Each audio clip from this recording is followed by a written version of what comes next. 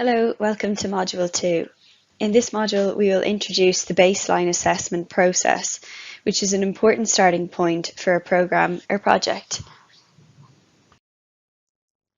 In Module 2, we will still work with identifying the needs for change in peripheral rural areas by understanding their past and present. Following this, we will be moving to the innovation process regarding peripheral rural areas sustainable development.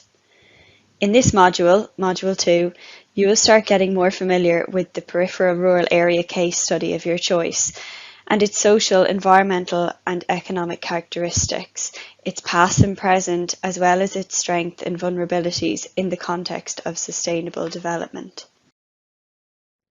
In this presentation, we will look at the definition of baseline assessments and focus on specific issues that one should take into account when conducting baseline assessments. It is important to bear in mind that baseline assessments describe the starting point of our current situation, and it sets benchmarks or milestones for future progress that can draw comparisons or even intermediate assessment.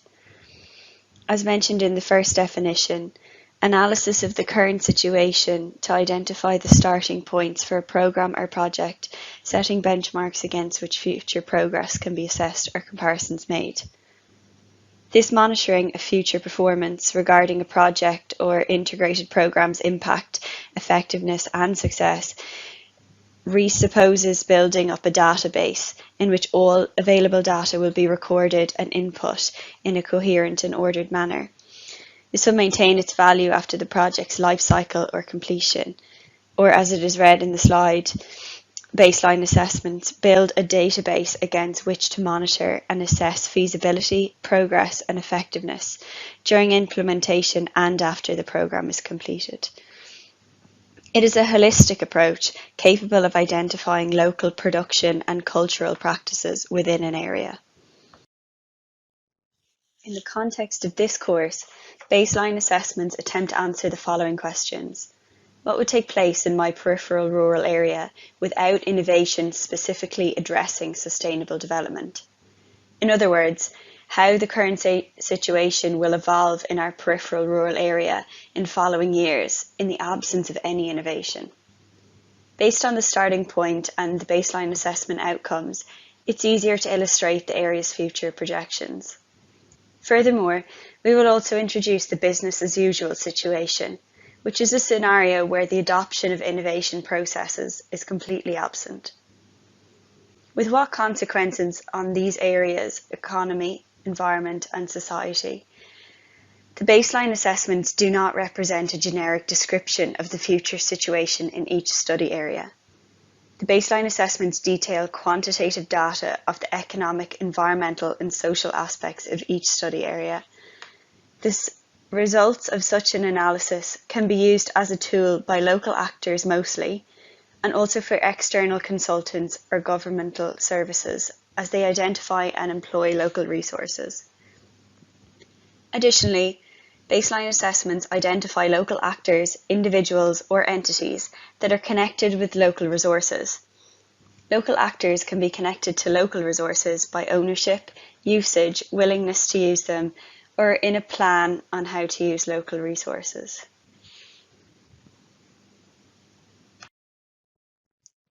The economy, environment, society, and also the aspect of institutional changes are of importance when we are implementing a programme or project, as these can be a driver of change for the study areas. Furthermore, gathering data and information on all four of these aspects, either in official records or collected by our study team, will provide coherent, detailed and ordered documentation. Although these aspects often overlap, especially when socio-economic issues are addressed, in order to facilitate the baseline assessment process, we classify data under a single aspect. In this diagnostic process, which is based on data from multiple sources, often new technological tools are used for identifying and illustrating elements of an area. This ensures the participation of local actors. Here we will look at an example of the peripheral rural area in the Dalmatian Islands in Croatia and its environmental context. We can see that the various habitats within this study area have been recorded and drawn in the map. Additional qualitative or quantitative data on the study area, such as temperature and rainfall records, wildlife species, or specific flora species, may also be included on the map. Since the environment is a critical characteristic of European peripheral rural areas, it is expected that there will be a lot of data that will provide us with a complete idea of the study area's environment. Maps can also contain geology features, hydrological elements, land use and cover types within the study area. Field research can be used to identify possible environmental threats and hazards of an area, such as abandonment of cultivated areas, forest invasion and soil erosion. Field research can also identify the existence of sites with specific agroecological characteristics. This example from the Bulgarian peripheral rural area in western Planina Stara illustrates the area's economy. Here, the data demonstrates farm businesses classified by their size and other specific characteristics. In some other cases, qualitative data is gathered, for example, whether farmers have a second job or if the farming business is family owned. Just to note that due to the peripheral rural area's size, quite often the required economic data may need further editing or even field collection in order to acquire a complete picture of the area under study. This is because in most cases, available national, regional and municipal data could refer to either a wider area or even only a part of a peripheral rural area.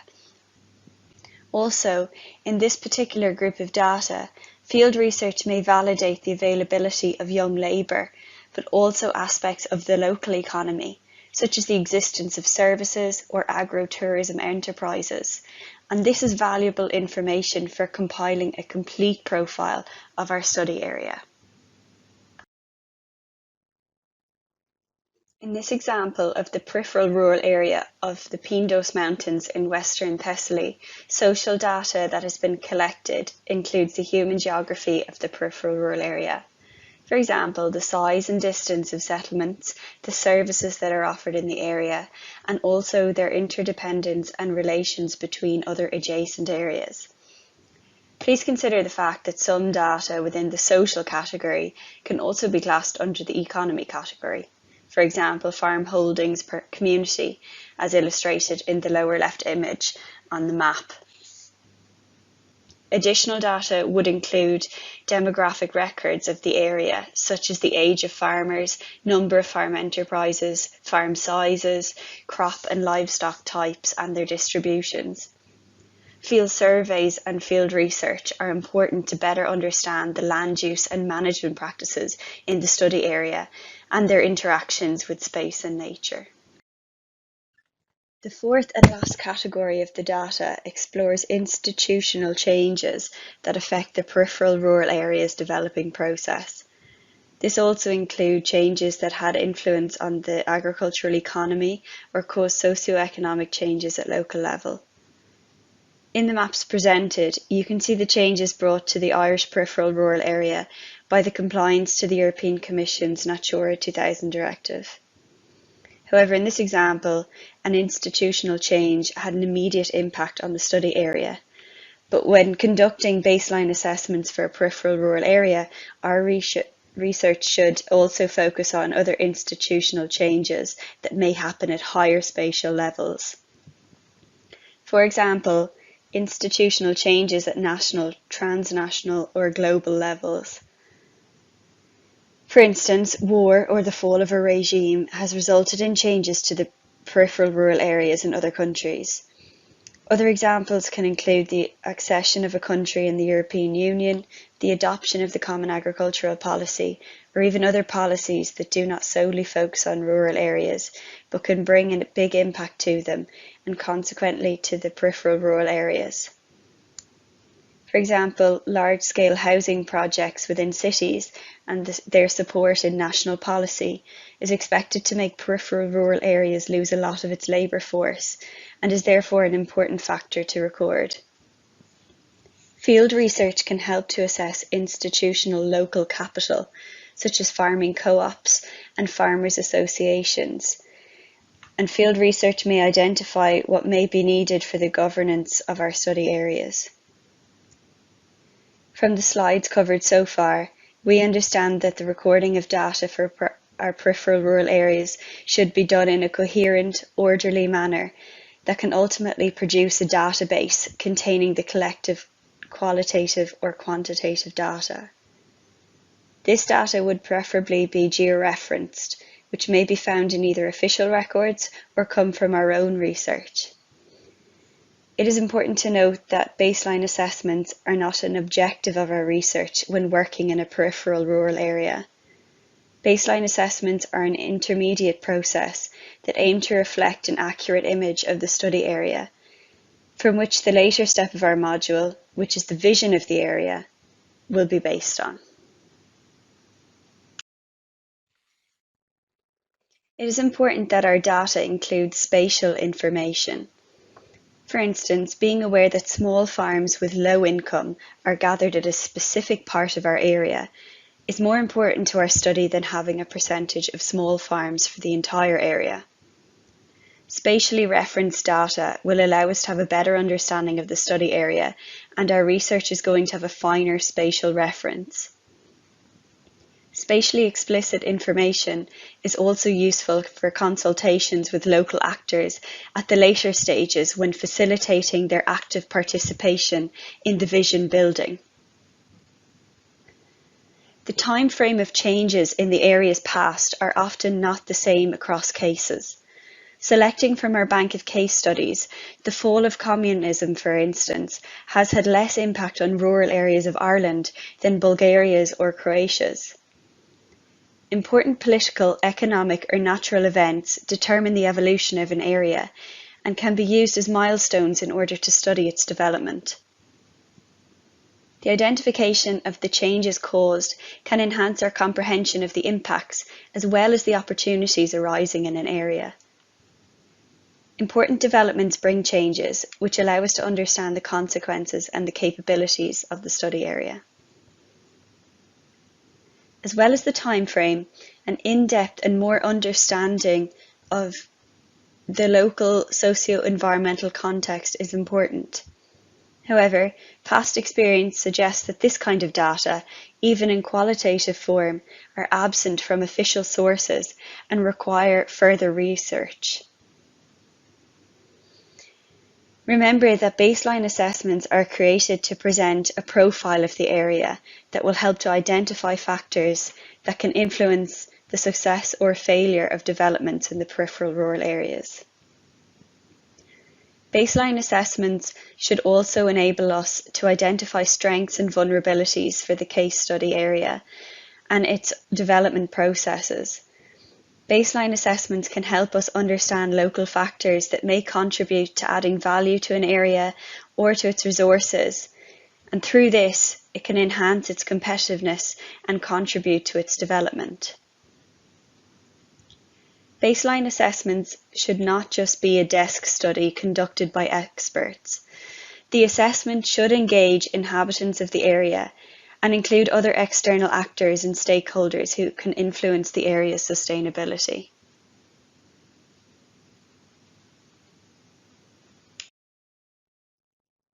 As we conclude this presentation, it is important to remember that the baseline assessment is the collation of knowledge or the starting point for the innovation process. At best, it is a vital resource that facilitates engagement of various actors and stakeholders with the forthcoming innovation process. From the work on baseline assessments, local actors and stakeholders can gain an improved and more shared understanding of their area on various dimensions. The baseline assessment is therefore a starting point for an agreed vision or goal setting for an area. This process is covered in the next module.